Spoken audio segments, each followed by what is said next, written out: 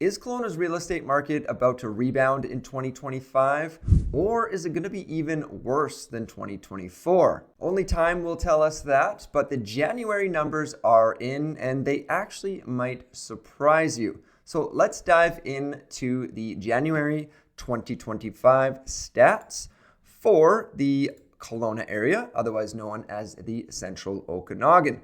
So we're going to start right now with the overall residential market. Everything from single family homes, townhomes, condos, everything except for vacant land here.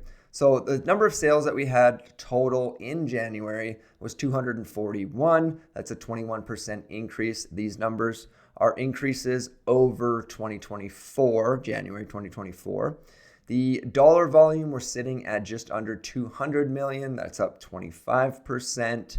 The average sale price across all property types sitting at just over 800,000. That'll get you a great condo, a really nice townhouse, basically a brand new townhouse, and you still can get a single family home in the Kelowna area for $800,000, and that's up 26%.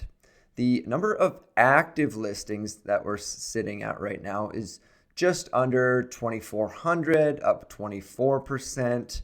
And that was an increase over December. Typically, we do see a drop off in December, just being the holidays and all that. And listings typically expire at the end of December. So we saw an increase in listings, active listings since December. And the number of new listings that we saw hit the market in January is 884, the little asterisk there. It's a lot of those, I didn't go through all the listings, but a lot of those are probably just relisted properties, ones that did maybe expire in December. So that was a 51% increase in new listings, but I would again put a little asterisk by that. There probably a lot of those were relisted.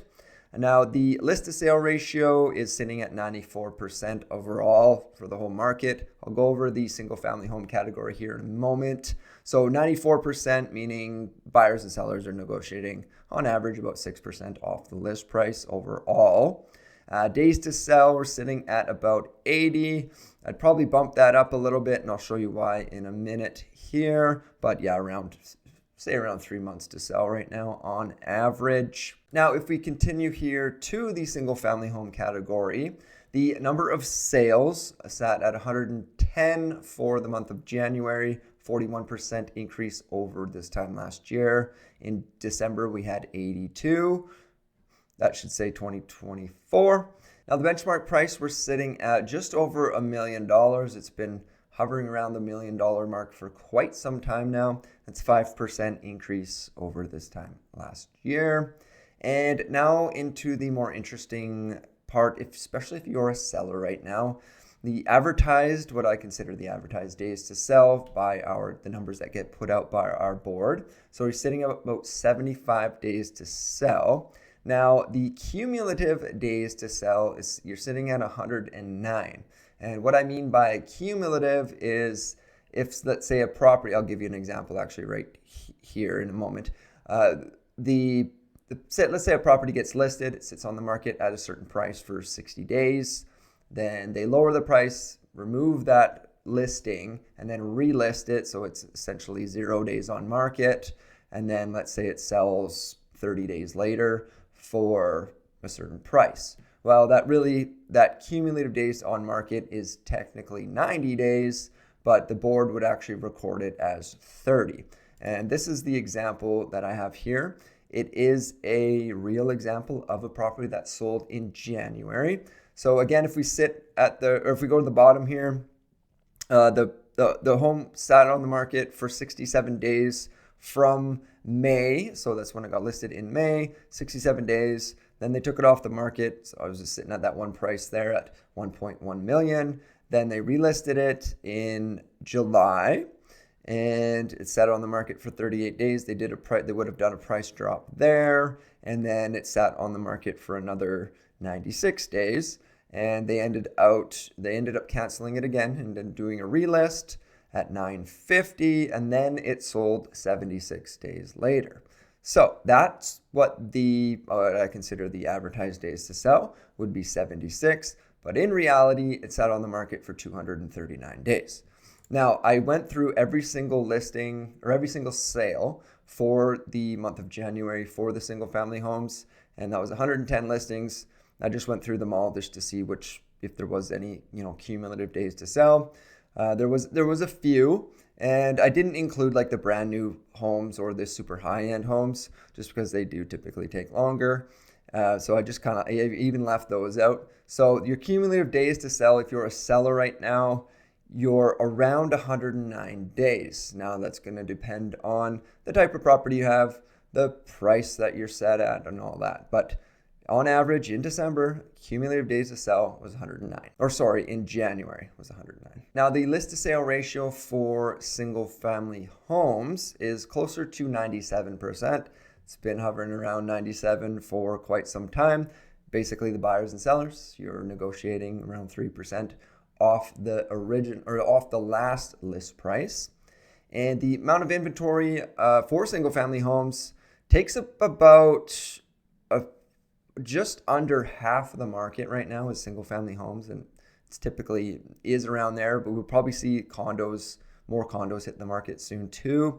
But the inventory, you're sitting at just over 1,000 single family homes for sale in the central Okanagan, which is a 23.5% increase over 2024. Now, the months of inventory, which tells us if we're in a buyer, sellers, or a balanced market, we're sitting at 9.6 months of inventory, meaning if nothing got sold, in theory, it would take almost 10 months to sell off everything that's on the market right now. And how we arrive at this number, you just take the inventory and then divide it by the number of sales.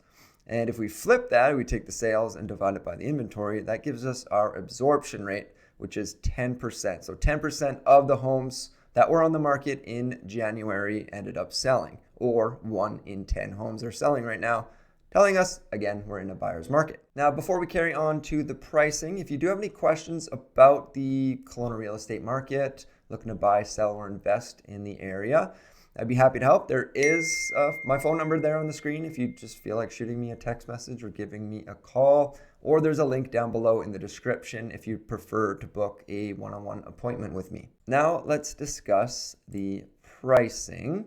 Before we do that, if you are getting any value out of this video, I invite you to hit the subscribe button and to stay up to date on these market update videos going forward. Now, for the single family home category for January 2025, let's start back at the very peak of the market. That was in March of 2022.